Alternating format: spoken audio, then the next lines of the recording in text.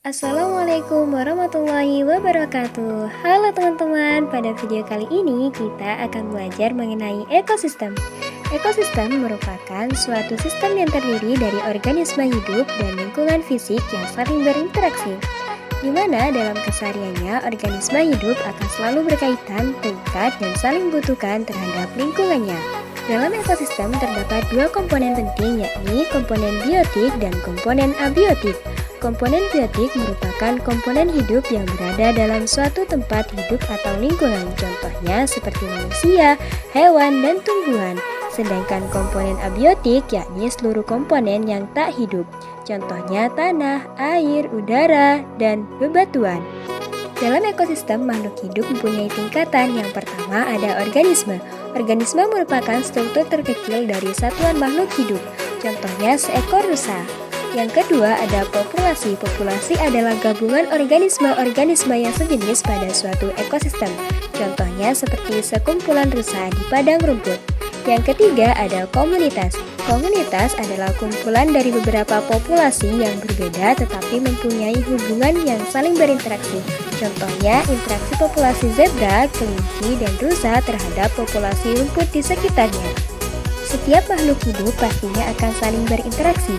Dari interaksi inilah terbentuklah kompetisi dan predasi. Kompetisi merupakan interaksi antar individu yang saling memperebutkan suatu sumber makanan. Sedangkan predasi merupakan interaksi di mana satu hewan memakan hewan lainnya. Contohnya seperti singa yang memangsa rusa. Interaksi antar makhluk hidup membentuk tiga simbiosis, yakni yang pertama simbiosis mutualisme, merupakan hubungan antara dua organisme yang berbeda jenis namun saling menguntungkan satu sama lainnya, contohnya lebah dengan bunga. Kedua, simbiosis parasitisme merupakan kondisi ketergantungan yang terjadi di mana pihak satu merasa diuntungkan dan pihak lainnya dirugikan, contohnya hubungan antara benalu dengan pohon inang.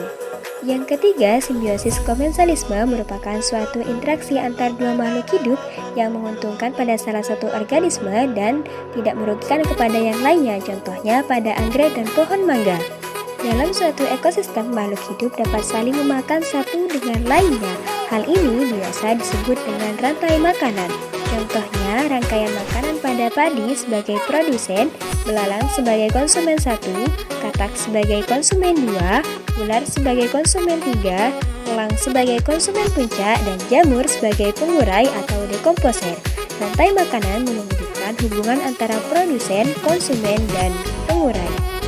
Berdasarkan jenis pengelompokan makanannya, hewan dibagi menjadi tiga, yakni yang pertama herbivora. Herbivora merupakan hewan pemakan tumbuh-tumbuhan, contohnya seperti kuda, kambing, sapi, belalang, dan lainnya. Yang kedua, hewan karnivora. Karnivora merupakan hewan pemakan daging, contohnya seperti elang, singa, harimau, dan lainnya.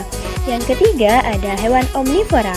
Omnivora merupakan hewan pemakan segalanya, contohnya seperti ayam, tikus, musang, dan sebagainya.